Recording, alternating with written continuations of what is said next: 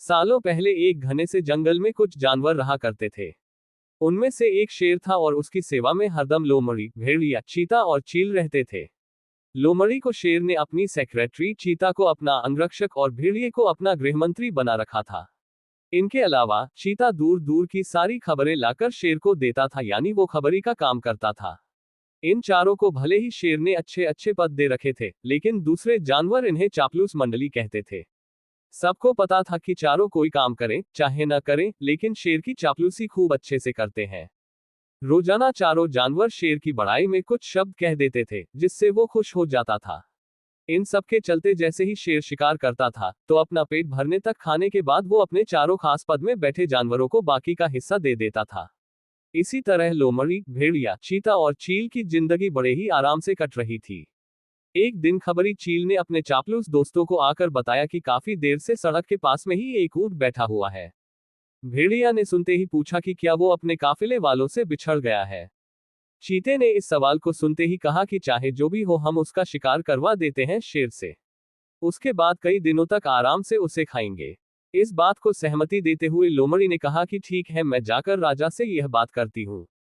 इतना कहकर सीधे लोमड़ी शेर के पास पहुंची और बड़े ही प्यार से बोली, महाराज, हमारा दूत खबर लेकर आया है कि एक ऊंट हमारे इलाके में आकर सड़क के किनारे में बैठा हुआ है।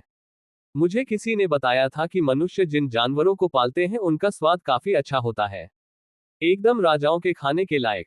अगर आप कहें तो मैं यह ऐलान करवा दूं कि वह ऊंट आपका शिकार है। लोमड़ी की अच्छी बातों में आकर शेर ने कहा, ठीक है। इतना कहते ही वह उस जगह पर पहुंच गया जहां ऊंट बैठा हुआ था। शेर ने देखा कि वो ऊंट काफी कमजोर है और उसकी आंखें भी काफी पीली हो चुकी है। उसकी ऐसी हालत शेर से देखी नहीं गई। उसने ऊंट ने पूछा कि दोस्त, तुम्हारी ऐसी हालत कैसे हो गई? कराहते हुए ऊंट ने जवाब दिया, जंगल के राजा, क्या आपको नहीं पता कि सारे इंसान कितने दयाहीन होते हैं?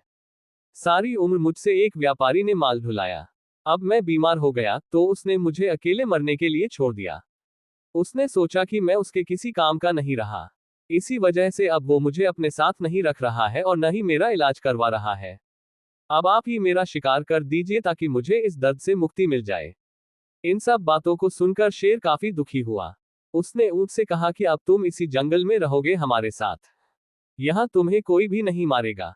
मैं ऐलान कर देता हूं कि तुम्हारा शिकार कोई जानवर नहीं करेगा। शेर की इस दयालुता को देखकर चारों चापलूस जानवर दंग रह गए। धीमी आवाज में भेड़िए ने कहा कि कोई नहीं, बाद में इसे किसी तरह से मरवा देंगे। अभी जंगल के राजा का आदेश मान लेते हैं। ऊंट अब उसी जंगल में आराम से रह रहा था। अच्छे से हरी घास खाते खाते ऊंट एक दिन बिल्कुल स्वस्थ हो गया। वो हमेशा शेर के प्रति आदर भाव रखता था और शेर के दिल में भी उसके लिए दया और प्रेम की भावना थी। अब शेर की शाही सवारी भी स्वस्थ ऊंट निकालता था।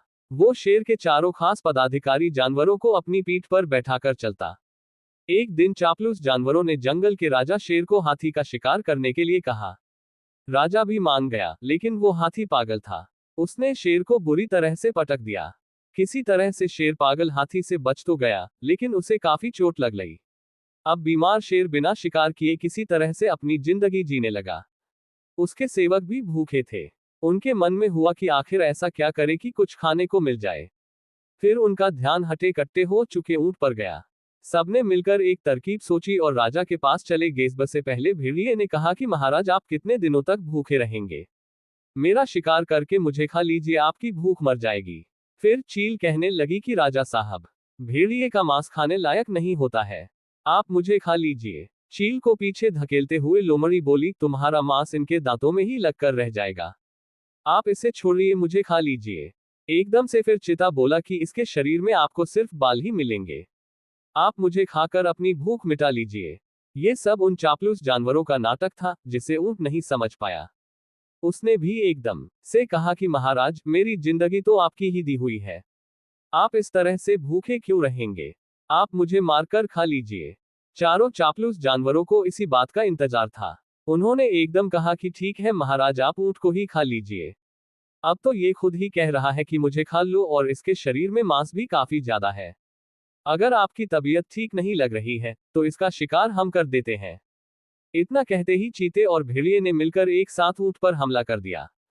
कुछ ही देर में ऊंट की मौत हो गई। कहानी से सीख, अपने आसपास चापलूस लोगों को नहीं रखना चाहिए। वो हमेशा अपने फायदे की ही सोचते हैं।